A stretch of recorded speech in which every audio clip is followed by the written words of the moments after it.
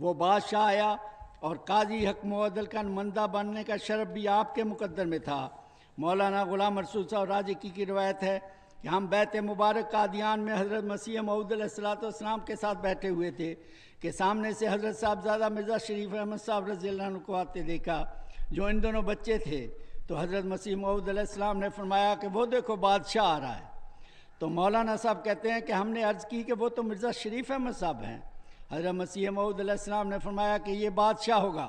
اگر یہ نہ ہوا تو اس کا بیٹا ہوگا، اور وہ نہ ہوا تو اس کا پوتا ضرور بادشاہ ہوگا۔ اے غانا کی سرزمین تجھے مبارک ہو کہ اس پیشگوئی کا تاریخی ظہور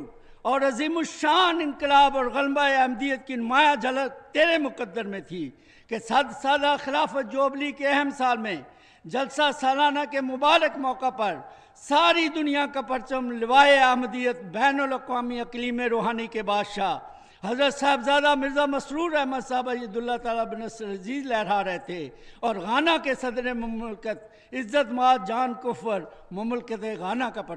پرچم لہرا رہے تھے۔